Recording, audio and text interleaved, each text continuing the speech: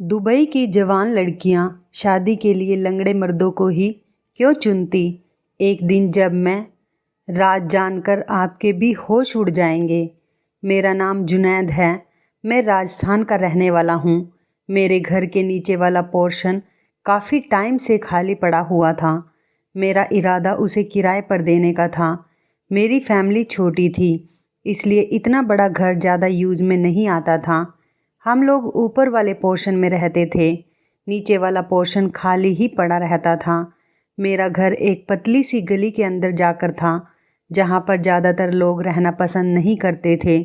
बहुत सारे लोगों को खुले गली मोहल्ले में रहना पसंद होता है, इसलिए वहाँ का किराया भी ज़्यादा होता है। मेरी गली पतली सी थी और छोटी थी, लेकिन इस पतली सी गली में मेरा मकान बहुत बड़ा था। हमारी गली में ज़्यादातर गरीब लोग रहते थे। मैं चाहता था कि मुझे कोई फैमिली वाला किराएदार मिल जाए, जिसको रखने से आसपास के लोगों को भी कोई दिक्कत ना आए। अब मेरी गली पतली थी, इसलिए किराएदार वहाँ के कम किराया देने को ही तैयार होते थे, और मैं इतना कम किराया नहीं लेना चाहता था। एक दिन मेरे घर के दरवाजे पर दस्तक हुई। मैंने सामने एक 35 साल के आदमी को खड़ा हुआ देखा। उसकी उम्र उसके चेहरे से बिल्कुल भी झलक नहीं रही थी। उसे देखकर लग रहा था कि वो कोई 18 साल की उम्र का है। उस लड़के की हेल्थ से नहीं लगता था कि वो 35 साल का है। उसकी हाइट भी कम थी। देखने में स्मार्ट था, दुबला पतला था। उसने ब्लू कलर की चेक की शर्ट और ब्लैक कलर की पैंट पहनी हुई थी। ऐसा लग रहा था जैसे वो काफ़ी पढ़ा लिखा हो। मुझे तो वो आदमी बहुत ही ज़्यादा अच्छा लगा था, लेकिन बेचारा लंगड़ा था। शायद किसी हादसे में अपनी एक टांग गंवा बैठा था। लेकिन उस टाइम वो हमारे घर पर अकेला ही खड़ा हुआ था, और मैं अकेले लड़के लड़कियों को कभी भी अपने घर किराए पर नहीं रखना चाहता था। मैंने उससे पूछा कि आप कौन हो और यहाँ पर किस तरह आना हुआ। तो उस आदमी ने जवाब दिया कि मेरा नाम फारूक है, और मैं आपके दरवाजे पर ये ऐड लिखा हुआ देखकर आया हूँ, जिस पर लिखा हुआ था कि हमारा घर किराए के लिए खाली है। मुझे लगा कि आपको किराएदार की ज़रूरत है, इसलिए मैं आपका घर किराए पर लेने के लिए आया हूँ। मैं समझ गया था कि ज़रूर वो लड़का मेरे दरवाजे पर किराएदार वाली बात पढ़कर ही आया होगा। मैंने उससे कहा कि जी बताइए, तो उसने बताया कि उसे मकान किराए के लिए चाहिए। मैंने उससे कहा कि आपको मेरे घर का किराया मालूम है। मेरा किराया बहुत ज़्यादा है, और मैं ज़्यादा पैसों पर ही किराएदार रखना चाहता हूँ, और इतनी पतली गली में इतना किराया कोई नहीं देगा। इसलिए मैं आपसे घुमा फिरा कर बात नहीं करूँगा, और ना ही आपका टाइम वेस्ट करूँगा। मैं 20,000 रुपये महीना किराया लेता हूँ। अगर आपको मंजूर हो तो फिर ठीक है, नहीं तो मैं बहस करके अपना और आपका टाइम ख़राब नहीं करना चाहता। वो आदमी कहने लगा, फिर ठीक है, मैं आपको 20,000 रुपये महीना देने के लिए तैयार हूँ, क्योंकि मुझे कहीं और घर मिल भी नहीं रहा, और मैं इस काबिल नहीं कि ज़्यादा भाग दौड़ कर सकूँ। एक एक्सीडेंट में मैंने अपनी एक टांग गंवा दी। ये मेरी मजबूरी है, इसलिए मैं आपके घर में रहने के लिए तैयार हूँ। मैं अपनी मजबूरी को जानता हूँ। मुझे आपकी मजबूरी के बारे में नहीं पता। मुझे कोई भी इंसान अपना मकान किराए पर देने के लिए तैयार नहीं। मैं पिछले मोहल्ले में भी पूछ कर आया हूँ, लेकिन कोई भी मुझे अपने घर में रखने के लिए तैयार नहीं है, सिर्फ इसलिए कि मैं अकेला हूँ। मैंने बड़ी हैरानी से उसकी तरफ देखते हुए पूछा, क्या मतलब है तुम्हारा? तुम अकेले हो? अगर तुम अकेले हो तो तुम एक कमरे में रहकर क्या करोगे? तुम किसी हॉस्टल में क्यों नहीं जाते? अब मैं भी उसे घूरते हुए देख रहा था। उसने मुझसे कहा कि भाई, मैं हॉस्टल में ज़रूर चला जाता, लेकिन हॉस्टल या तो लड़कियों के लिए होता है या फिर लड़कों के लिए, जबकि मेरे साथ मेरी पत्नी भी है। मैं उसके साथ यहाँ हॉस्टल में तो नहीं रह सकता। आप भी समझदार और फैमिली वाले लगते हैं।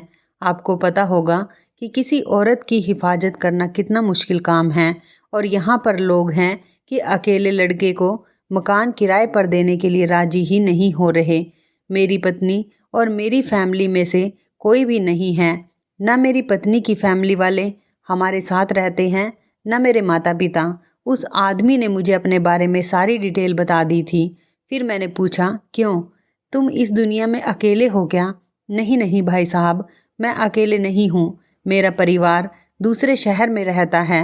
मैं यहाँ पर काम के सिलसिले में आया था और यहाँ पर रहते हुए मुझे काफ़ी टाइम हो गया है। तभी मेरी मुलाकात यहाँ की एक लड़की से हो गई थी और मुझे उससे प्यार हो गया था। हम दोनों ने ही शादी कर ली। मैं जिस जगह पर काम करता था वो लड़की भी वहीं पर काम करती थी। बस वहीं पर हम दोनों की मुलाकात हो गई थी। लेकिन अब हम शादीशुदा हो गए हैं और हम दोनों ही एक साथ एक घर में रहना चाहते हैं और कोई भी हमें घर देने के लिए तैयार नहीं। आप ही बताइए, हमारे माता पिता दूसरे शहर में रहते हैं तो हम उनके पास तो नहीं जा सकते ना। पहले कंपनी ने हमें फ़्लैट दिए हुए थे। हम दोनों अलग अलग अपने फ़्लैट्स में रहते थे, जहाँ पर लड़के लड़कों के साथ फ़्लैट शेयर करते थे और लड़कियाँ लड़कियों के साथ। अब जब हम दोनों की शादी हो गई तो हम दोनों इस तरह से अलग अलग नहीं रह सकते। अब हमें एक साथ रहने की ज़रूरत है और हमने शादी भी कोर्ट मैरिज की है। तो ऐसे में हम कसूरवार हो गए। पैसे होने के बावजूद भी कोई हमें मकान किराए पर देने के लिए राज़ी नहीं है। मैंने उस आदमी से कहा कि चलो कोई बात नहीं भाई साहब, तुमने शादी की है, मुझे खुशी है कि तुमने निकाह किया है, वरना तो आजकल लड़का लड़की आपस में गलत काम करते हैं और इसी वजह से गुनाह में शामिल हो जाते हैं, होटल में घूमते फिरते हैं और इस तरह से लड़का लड़की दोनों की ही बदनामी होती है। और जब एक शादीशुदा कपल मकान किराए पर लेने के लिए जाता है तो उससे हज़ारों सवाल जवाब किए जाते हैं। मैं भी आपको देखकर थोड़ा जज्बाती हो गया था। मैंने उस आदमी से काफ़ी देर तक बातचीत की क्योंकि मेरी अपनी फैमिली भी इसी घर में रहती थी। मेरे इस घर में मेरी 2 जवान बहनें, एक छोटा भाई और मेरी विधवा माँ रहती थी। मेरी उम्र 25 साल है और अभी तक मेरी शादी भी नहीं हुई।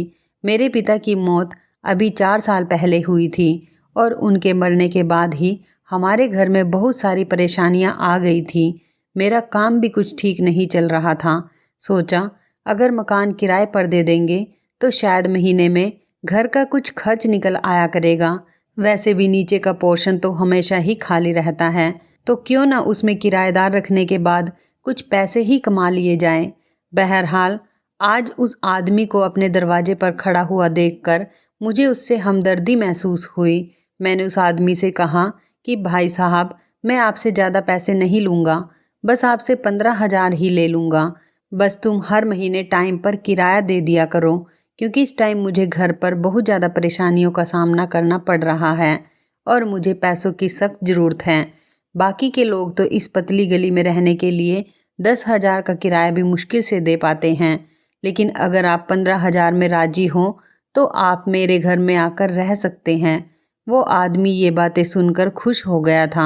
उसके चेहरे पर तसल्ली थी और मैं भी खुश हो गया था। देखने में वो मुझे बहुत शरीफ और समझदार लग रहा था। उसके चेहरे पर एक अजीब सी परेशानी दिख रही थी। ऐसे आदमी ज़्यादातर नहीं तो बदमाश होते हैं और ना ही घर की औरतों के लिए खतरा होते हैं।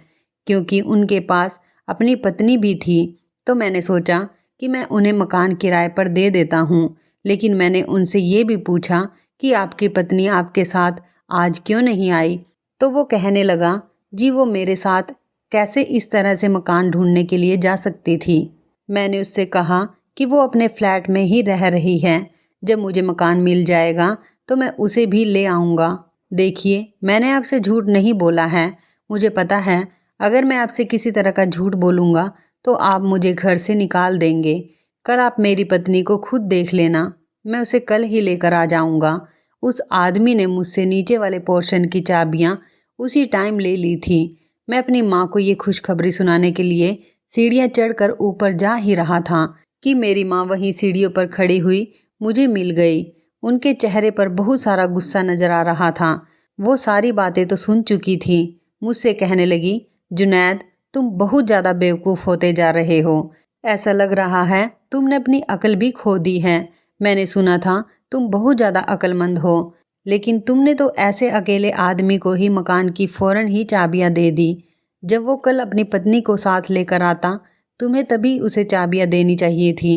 तुम्हें पता नहीं है तुम्हारे घर में तुम्हारी 2-2 जवान बहनें भी बैठी हुई हैं। अगर वो रात को किसी भी टाइम अपने यार दोस्त के साथ घर में घुस आए तो क्या करेंगे हम? ऊपर से तुमने उसे ये भी बता दिया कि मेरे घर में मेरी 2 जवान बहनें और मेरी विधवा माँ भी रहती है।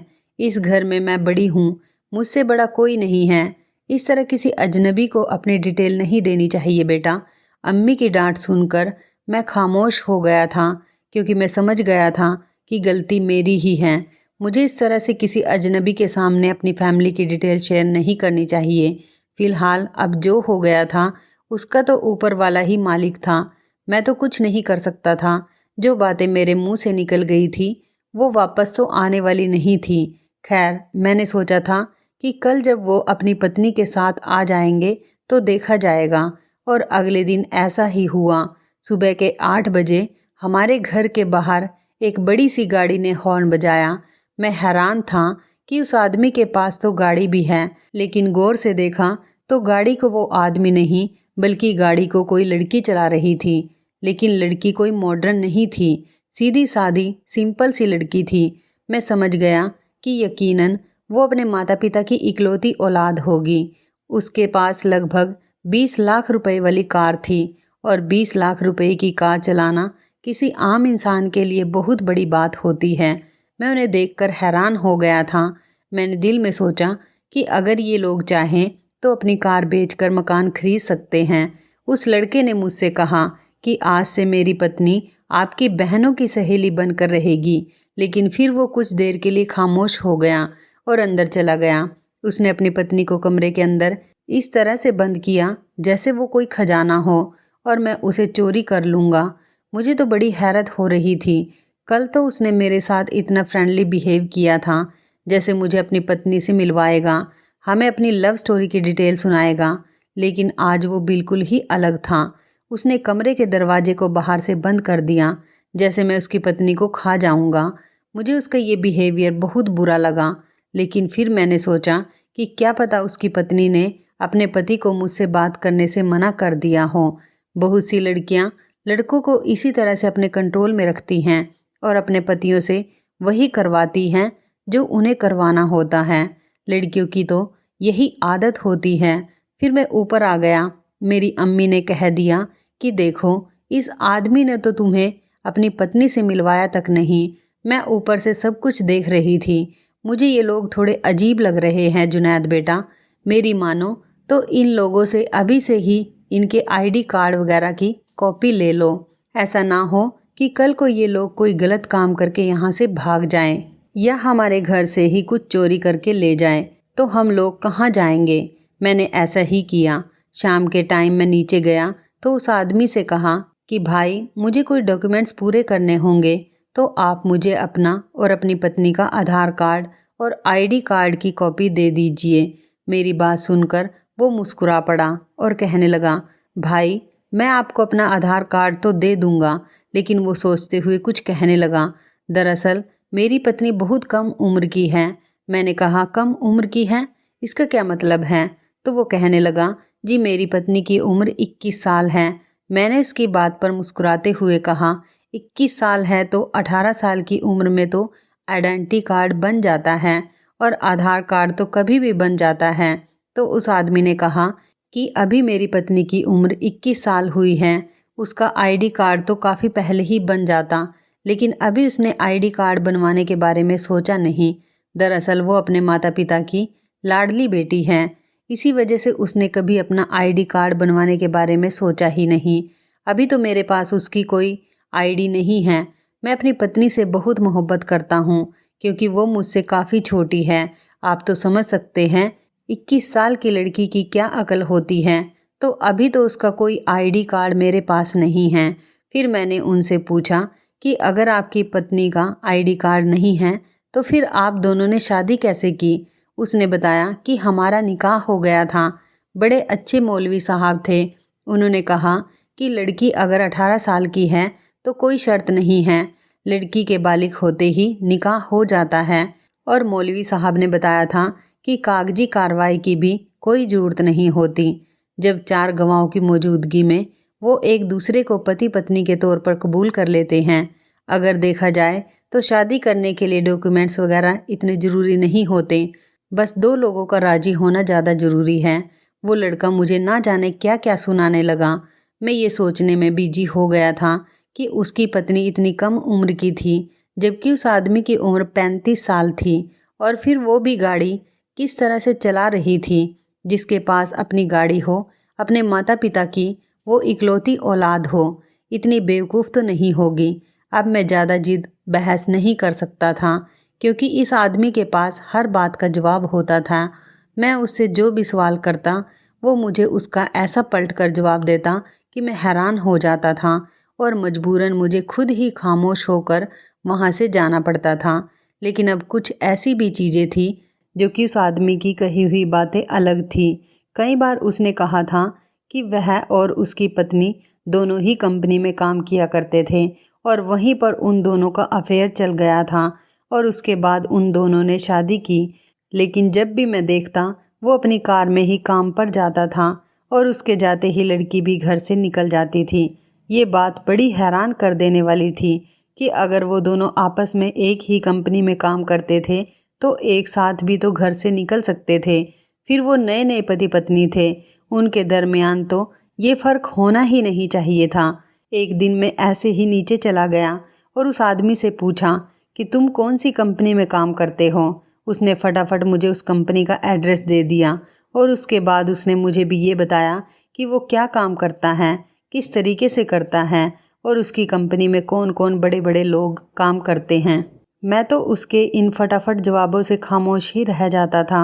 मैंने कहा कि ये तो अच्छी बात है, तुम बहुत मेहनती इंसान हो। ये कहकर मैं ऊपर आ गया था। मेरी अम्मी कानों को हाथ लगाए हुए तौबा तौबा कर रही थी।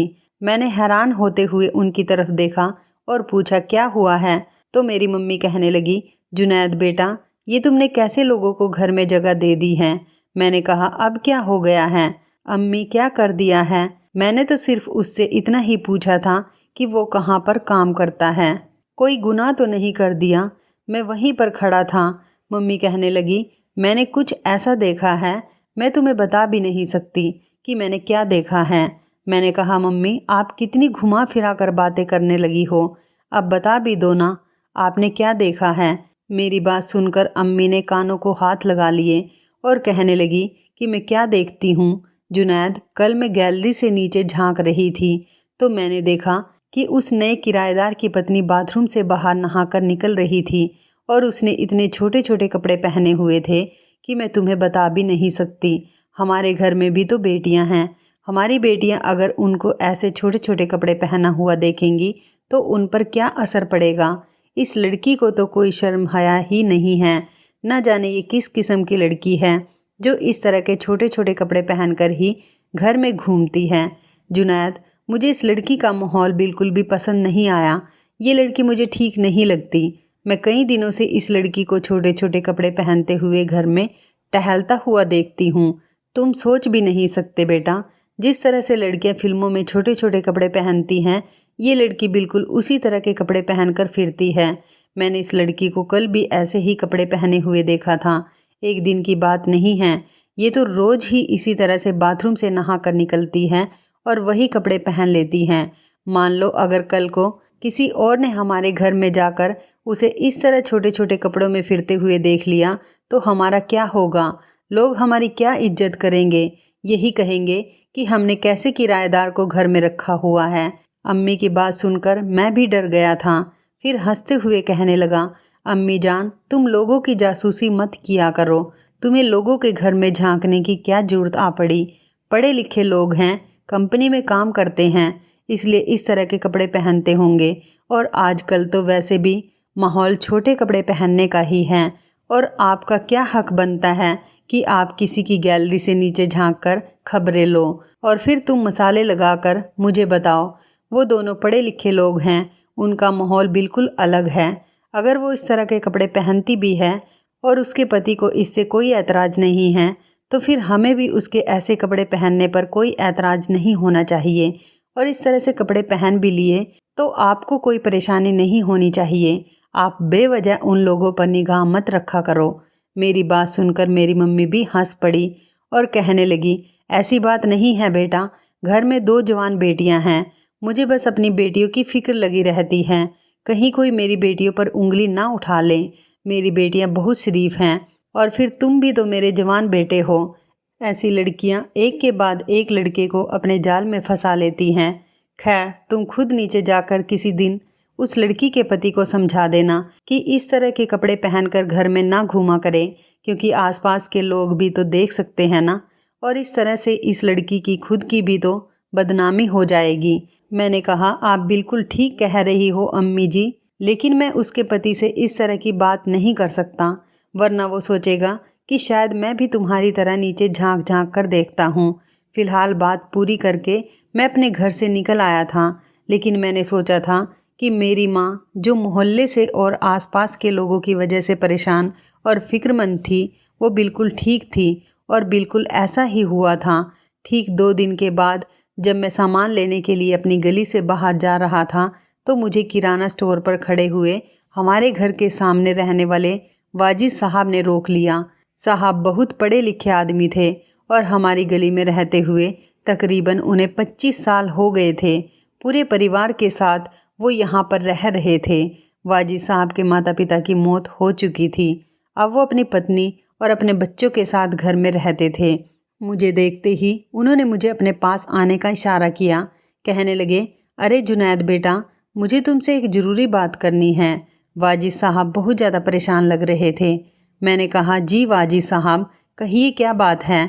तो वो कहने लगे, दरअसल जो बात मैं आपसे करना चाहता हूँ वो मैं नहीं बल्कि मोहल्ले के 3-4 बड़े बड़े और लोग भी आपसे बात करना चाहते हैं। आप बताओ, अगर आज तुम किसी टाइम फ्री हो तो गली के कुछ लोगों के साथ मीटिंग पर आ जाना। सारी बात वहीं पर होगी। हम सब गली के लोग तुमसे बात करना और मिलना चाहते हैं। मैंने कहा, अरे वाजिद साहब, मैं कब से कोई ऐसा सेलिब्रिटी बन गया कि लोग मुझसे बात करना चाहते हैं। वाजिद साहब ने कहा, नहीं, ऐसी कोई बात नहीं है। दरअसल तुमने जिन लोगों को मकान किराए पर दिया हुआ है, हम उनके बारे में तुमसे कोई बात करना चाहते हैं। मैंने वाजिद साहब को समझाने की कोशिश की तो उन्होंने हाथ उठाकर मुझे रोक दिया और कहने लगे कि यहाँ पर बात नहीं करते हैं, रात को ही आप मेरे घर पर आ जाइएगा, वहीं पर मीटिंग होगी और वहीं इस बारे में बात होगी। मैं परेशान हो गया था। न जाने ऐसी कौन सी बात थी, मुझे अम्मी की बात याद आने लगी। यकीनन वो ठीक ही कह रही थी कि ज़रूर मोहल्ले में आसपास किसी न किसी ने उस लड़की को छोटे छोटे कपड़ों में घूमते हुए देख लिया होगा। क्या पता जो लड़की कमरे के अंदर ऐसे फिरती है, घर के आंगन में भी वो ऐसे ही फिरती होगी। ऐसा तो फिर आस पड़ोस की औरतों ने भी ज़रूर नोटिस किया होगा। औरतों का तो काम ही दूसरों के घरों में झांकना और उनकी तरह तरह की खबरें लेना है और फिर मसाले लगाकर अपने पतियों को बताती होंगी। बस यही बातें थी जो मुझे डरा रही थी। मैंने सोचा कि मैं रात को वाजिद साहब के पास जाने से पहले अपने किराएदार से ज़रूर बात करूँगा।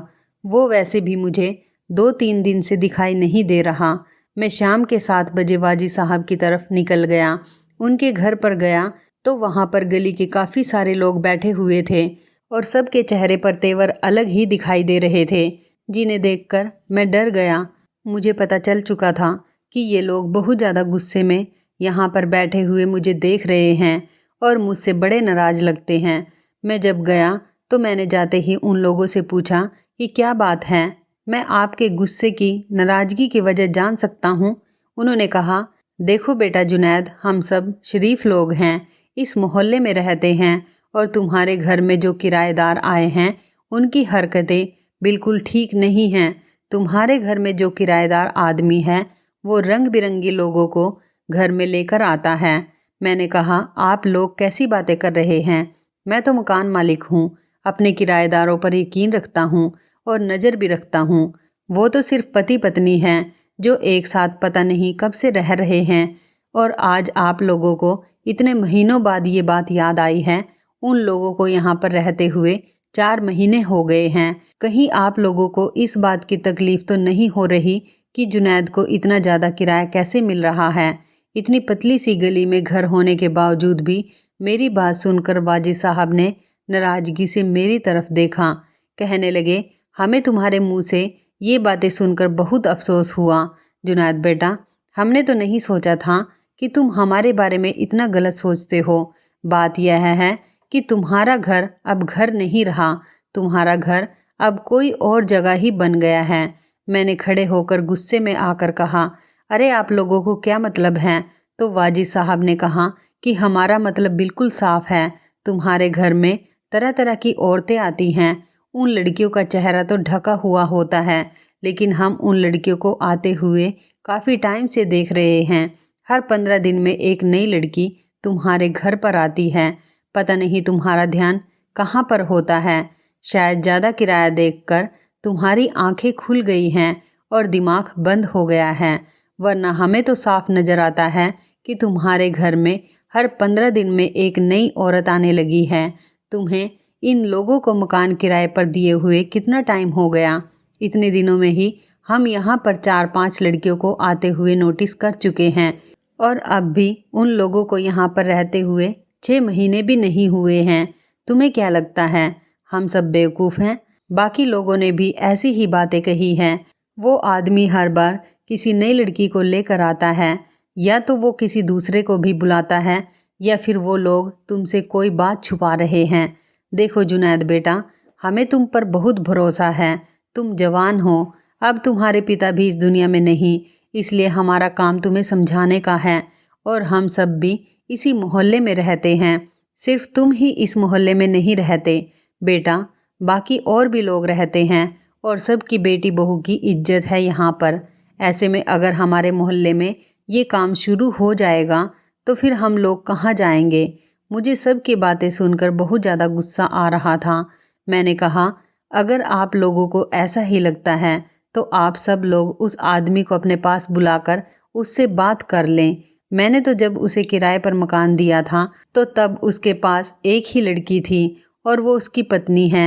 अब आप लोग कह रहे हैं कि घर पर काफ़ी सारी लड़कियां आती हैं। मैंने वहाँ सारे मौजूद लोगों से कहा कि मैं किराएदार से अभी बात करता हूँ। मैंने अपने किराएदार को फ़ोन किया।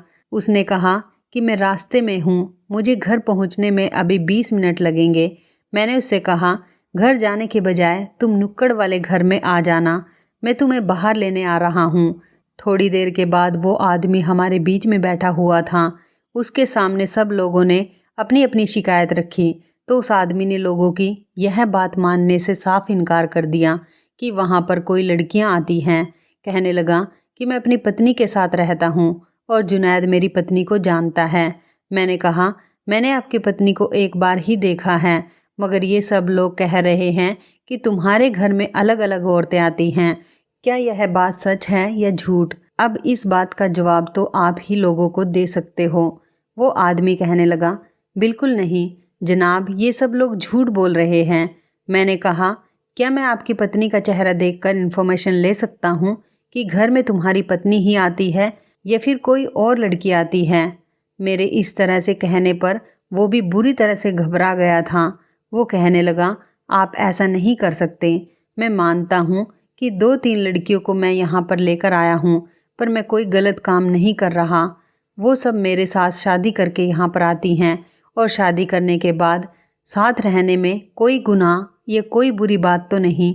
वैसे भी मैं अगर 4 औरतें भी रखूं और चारों से निकाह कर लूं तो इसमें आप लोगों को कोई शिकायत नहीं होनी चाहिए।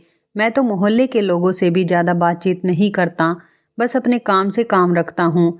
इसलिए आप लोग बेवजह मुझे सवाल करके परेशान कर रहे हैं।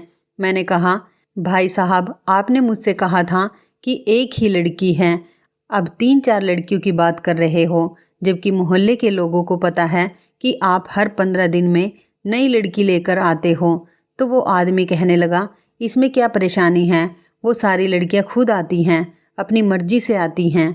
मैं उन्हें किडनैप करके तो यहाँ पर नहीं लाता। वाजी साहब ने कहा, वो लड़कियाँ आती कहाँ से हैं ये तो बताओ, और हमें क्या भरोसा, क्या पता तुम किसी शरीफ आदमी की बेटी को लेकर आते हो। तो वो आदमी कहने लगा, नहीं नहीं, ऐसी बात बिल्कुल भी नहीं है। वो लड़कियां मेरे साथ शादी करके आती हैं, बल्कि वो इस मोहल्ले की क्या, इस देश की ही औरतें नहीं हैं। वो दुबई की लड़कियां हैं, मेरे साथ शादी करती हैं और खुशी खुशी रहती हैं। वाजी साहब ने ताली बजाते हुए कहा, लो भाई, इनकी नई कहानी सुनो। दुबई की लड़कियां तुम्हारे साथ शादी करने के लिए ही क्यों आती हैं?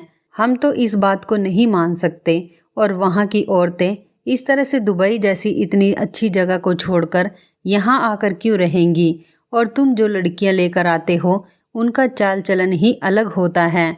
वो सब देखकर हमें पता चल जाता है कि वो कहाँ की है। या तो तुम अपनी पत्नी को हमसे मिलवाओ या फिर हमें साफ साफ बता दो कि तुम क्या कर रहे हो। इससे पहले कि वो आदमी इस बात से इनकार करता, मैंने अपनी मम्मी को फ़ोन करके कहा कि किराएदार की पत्नी को लेकर वाजिद साहब के घर में आ जाओ। भले ही वो आपसे खुद को छिपा कर रखेगी, लेकिन आप उससे ज़बरदस्ती बात कर लेना। आज हमारे सारे सवालों का जवाब वो ज़रूर देगी। ऐसा भी हो सकता है शायद वो लड़की भी हमसे बात करना चाहती हो। लगभग 15 मिनट गुजर गए थे और वो लड़की मेरी मम्मी के साथ वाजिद साहब के घर में दाखिल हुई। उसने मॉडर्न टाइप के कपड़े पहने हुए थे। वो किसी फिल्म की हीरोइन की तरह लग रही थी। उसे देखकर ऐसा लग रहा था कि यह किसी दूसरे देश की है। उसने अपनी भाषा में हमें बताना शुरू किया कि ये जो आदमी है उसके साथ रहता है, उसे धोखा देकर यहाँ पर लेकर आया है।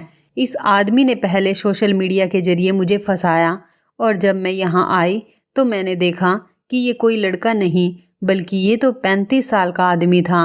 ज़बरदस्ती इसने मेरे साथ शादी कर ली और फिर जब बच्चा हो गया तो बच्चे की जिम्मेदारी उठाने से मना कर रहा है। मैं इसकी खातिर दुबई से यहाँ पर आई थी, लेकिन ये तो कहता है कि हर महीने मेरे जैसी कई लड़कियाँ इसके पीछे पागल रहती हैं और शादी करने की वजह से अपना मुल्क छोड़कर यहाँ पर आ गई है। लेकिन इसका कहना है कि ये किसी से भी शादी जब तक नहीं करेगा जब तक वो अपना सारा बैंक बैलेंस इसके नाम नहीं कर देती। मैंने इस आदमी को धमकी दी थी कि अगर यही सब चलता रहा तो मैं दुबई की हुकूमत से मदद लेकर पुलिस बुलवा कर इसको इतना पिटवाऊंगी कि ये सारी ज़िंदगी याद रखेगा। हमने जब उस आदमी से बात की तो उसने कहा कि वो एक काम फेसबुक से लड़कियां फंसाने के लिए करता है। लड़कियों के साथ कुछ टाइम रहता है, फिर उनका ऐसा दिल दुखाता है कि वो खुद ही यहाँ से भाग जाती हैं। मैं बड़ा हैरान था कि उस 35 साल के आदमी के अंदर इतना ज़्यादा हुनर कहाँ से आया था कि दुबई की लड़कियां फंसाकर यहाँ लेकर आ रहा था। हमसे तो 24 साल का होते हुए भी आज तक कोई लड़की नहीं पटी थी और इस आदमी के पास ना रुपए थे, ना पैसे थे और ना ही कोई खास शक्ल थी। फिर भी दुबई की गोरी गोरी लड़कियां इसके पास आ रही थी। आज तक मैंने बिना किसी सूरत शक्ल के या बिना किसी पैसे रुपए के किसी औरत को किसी मर्द के लिए इतना पागल हुए नहीं देखा था। क्या लड़कियां प्यार में इतनी पागल हो जाती हैं? लेकिन हाँ, एक औरत अपना सब कुछ एक मर्द की बातों में आकर कुर्बान कर देती है। तो जो लोग हर टाइम यही शिकायत करते रहते हैं कि उनकी पत्नी उनसे खुश नहीं रहती, ये कहानी उनके लिए एक नसीहत है कि अगर एक औरत सिर्फ बातों की बुनियाद पर अपना सब कुछ छोड़ छाड़ कर 7 समुंदर पार तक आ सकती है, तो आपकी पत्नी आपके साथ क्यों खुश नहीं रह सकती? तो ज़रूर फिर आपके अंदर ही कोई कमी होगी, आपकी बातें ही कड़वी होंगी। उस आदमी को तो हमने पुलिस के हवाले कर दिया। पुलिस ने धोखाधड़ी के केस में उसको बंद कर लिया और उस लड़की को इंसाफ मिला या नहीं मिला ये हमें पता नहीं, क्योंकि वो लड़की हमारा घर खाली करके जा चुकी थी। एक औरत जितना मर्द की बातों से खुश हो सकती है, ऐसी खुशी उसे दुनिया की कोई चीज़ नहीं दे सकती। इसलिए अपनी पत्नियों के साथ प्यार से बात किया करें। ये ना हो कि आपके बजाय ये काम कोई और करके गलत फ़ायदा उठा रहा हो। इसलिए औरतों की इज्जत किया करें, उन्हें अपने घर में ज़्यादा से ज़्यादा खुश रखने की कोशिश करें। औरतें हमारे लिए बहुत सारा सेक्रीफाइस करती हैं। तो इस कहानी के बारे में आपकी क्या राय है? कमेंट करके ज़रूर बताइएगा। दोस्तों, आपको हमारी ये मज़ेदार कहानी कैसी लगी? आप हमें कमेंट बॉक्स में ज़रूर बताएं। यदि आपके पास भी ऐसी कोई प्यारी सी कहानी है या फिर ऐसी कोई कहानी जिससे कुछ शिक्षा मिले, तो आप हमारे साथ उसको ज़रूर शेयर करें। दोस्तों, यदि आपको हमारी ये वीडियो अच्छी लगे तो आप हमारी इस वीडियो को लाइक शेयर ज़रूर करें और ऐसी ही दिल को छू लेने वाली प्रेरणादायक कहानियाँ सुनने के लिए हमारे चैनल को भी सब्सक्राइब करें। यदि आप हमें फेसबुक पर देख रहे हैं तो आप हमारे फेसबुक पेज को लाइक और फॉलो ज़रूर करें। तो दोस्तों, फिर मिलते हैं ऐसी ही ज़बरदस्त कहानी या टिप्स के साथ नई वीडियो में। तब तक के लिए धन्यवाद। आप सभी अपना ख्याल रखना। आपका दिन शुभ व मंगलमय हो।